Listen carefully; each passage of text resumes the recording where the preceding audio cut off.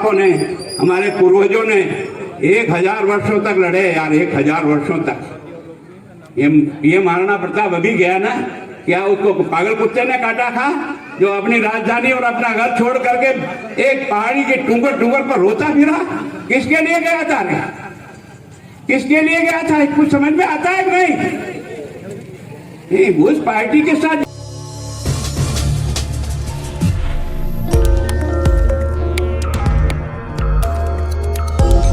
प्रातः स्मरणीय महाराणा प्रताप के लिए इस तरह की भाषा, वो भी मेवाड़ में पले बड़े व्यक्ति द्वारा बोली जानी, न केवल निंदनीय है बल्कि असहनीय है।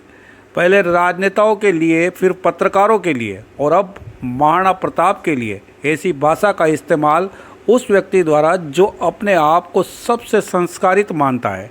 महाराणा प्रताप पर टिप्पणी करना मतलब मेवाड़ वासियों का सीधे सीधे अपमान करना है, यह कहना है उदयपुर जिले के जनप्रतिनिधियों का। साथ ही कटारिया के बयान पर क्या कहा भाजपा के नेताओं ने और जनप्रतिनिधियों ने, आइए सुनते हैं। राजस्थान के नेता प्रतिपक्ष और भारतीय जनता पार्टी के वरिष्ठ नेता गुलाब चंद जी कटारिया ने आज राजसमंद में जो भाषण दिया वे बहुत ही निंदनीय है और उसको सहन करने की हमारे में क्षमता नहीं है। राणा प्रताप के लिए जिस तरह के शब्दों का इन्हें इस्तेमाल किया इन्होंने, वो उनको शर्म आनी चाहिए कि राणा प्रताप जैसे व्यक्ति जो कि पूरे विश्व में मेवाड़ के राणा और स्वतंत्रता सेनानी के नाम से जिनका नाम मशहूर है, उनके लिए रोता फिरना और ऐसी बातें करना बहुत ही निंदनीय है। मैं चाहता हूं कि कटारिया साहब अपनी बात को वापस लें और जनता के सामने अपनी माफ़ीनामा पेश करें। हालांकि भारतीय जनता पार्टी ने पहले भी राणा प्रताप का अपमान किया था। वल्लभ नगर में ही बटेवर में जब कार्यक्रम हुआ था, उसमें राणा प्रताप के चित्रों को, उनके मूर्तियों को अपने पाँवों में रख दिया था, जिसके लिए अपने सांसद जो हैं सीपी जोशी जी, उन्होंने तो माफ़ीनामा दिया, लेकिन अभी तक उस स्टेज पर बैठे हुए कई लोग ऐसे हैं जिनका माफ़ीनामा आना बाकी है। तो मुझे लगता है कटारिया साहब नहीं चाहते कि जिस पार्टी ने उनको बहुत ऊंचाइयों तक पहुंचाया उसको जीतने में मदद करे, क्योंकि राजसमंद में जाकर के जो भाषण दिया है, निश्चित रूप से ये दीप्ति को हराना चाहते हैं, क्योंकि वो किरण जी महेश्वरी को नहीं चाहते थे और नहीं चाहते कि दीप्ति जीते, इसलिए वहाँ पर जाकर ऐसा भाषण दिया ताकि सभी समाज के लोगों को वहाँ पर भड़का सके। मेरा ये मानना है कि सभी समाज के लिए राणा प्रताप बहुत ही आदरणीय है, उनको वहाँ पर भड़का सके। मेरा ये मानना है कि सभी समाज के लिए राणा प्रताप बहुत ही आदरणीय है, वंदनीय है और सभी को इस बात की ठेस लगी है, इसलिए निश्चित रूप से माफ़ीनामा बहुत जल्द आना चाहिए, वरना हम उग्र आंदोलन भी करने को तत्पर हैं और हमारी पार्टी जनता सेना निश्चित रूप से इसमें कोई कठोर कदम भी उठाएगी। जब तक मैं इनका पूरा भाषण नहीं पढ़ूं या मैं भाषण में था नहीं, इसलिए मैं इसके ऊपर अपना कोई भी विचार व्यक्त नहीं कर सकता। क्या मेवाड़ की गरिमा और प्रातः स्मरणीय शख्सियत के लिए इस तरह के शब्द उचित है? क्या प्रातः स्मरण है, इसमें कोई दो राय नहीं, ये बात है। जहाँ तक इन्होंने क्या स्टेटमेंट दिया है, तो मेरा तो आपसे यही कहना है कि आप इनसे इस बारे में बातचीत करिए। Thank you. महाराणा प्रताप राजपूत समाज के नहीं, संपूर्ण भारत के गौरव के प्रतीक है। पहला व्यक्ति जिन्होंने इस देश के लिए संघर्ष किया, आज़ादी की लड़ाई लड़ी और मुगलों के खिलाफ जिस प्रकार से मेवाड़ को स्वतंत्र रखने के लिए अपना सर्वस्व न्यौछावर कर दिया, ऐसे महान सपूत के लिए अगर मान लो कोई बोलता है तो इससे अधिक दुर्भाग्य नहीं होगा।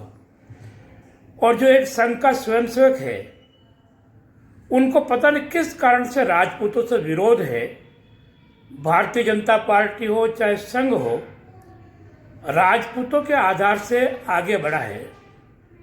गुलाब जी अपने आप को संघ का संस्कृत स्वयंसेवक मानते हैं, पर धीरे धीरे लगता है कि अहंकार उन पर इतना हावी हो गया है कि अब उनका विवेक कहीं काम नहीं कर रहा है और इसीलिए अपमानजनक टिप्पणी करना यह देश के लिए शर्म की बात है। कोई राजपूत के लिए नहीं, संपूर्ण भारतीय के लिए और भारतीय जनता पार्टी या राष्ट्रीय स्वयंसेवक संघ जो भी उस पर नियंत्रण कर सकते हैं करना चाहिए।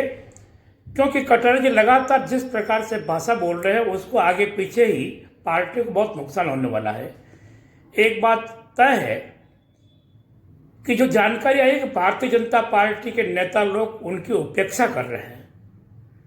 एक कुंठा है उनके मन में, दूसरा किरण महेश्वरी से उनका राजनीतिक विरोध रहा है, यह बात भी तय है, और उनकी इच्छा के खिलाफ उसको टिकट मिला है।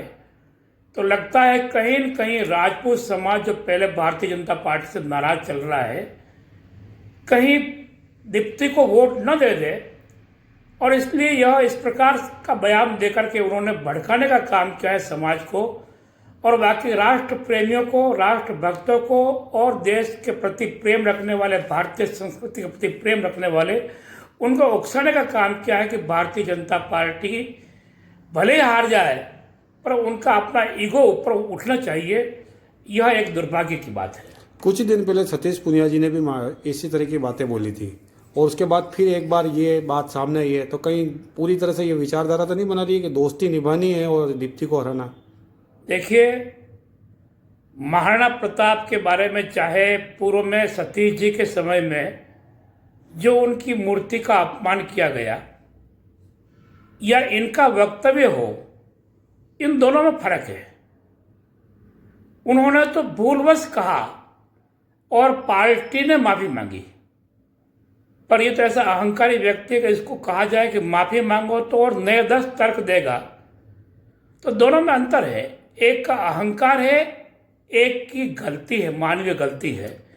यानी पार्टी को दंड न मिले हम भी चाहते हैं, पर बार बार कोई गलती करे उस पर नियंत्रण किया जाना बहुत आवश्यक है। सतीश पुनिया जिस प्रकार से पहला पार्टी का अध्यक्ष मेवाड़ में बिना गुलाब जी को पूछे घूम रहा है, इससे लगता है कि गुलाब जी के मन में कुंठा है कि कोई प्रदेश अध्यक्ष में पार्टी से शुरू से जुड़ा हुआ हो, और सारे अध्यक्षों कार्यकाल मैंने काम किए सतीश जी को छोड़ करके, कोई भी पार्टी का अध्यक्ष यहाँ मेवाड़ में आने से पहले गुलाब जी की सहमति, गुलाब जी को साथ में रखना, उनको सम्मान देना, ये असल में जाट निकला पक्का तगड़ा, जो अपने आप में रंगड़ है, गुलाब जी के परवाह बिना किए हुए पूरे मेवाड़ में घूम रहा है।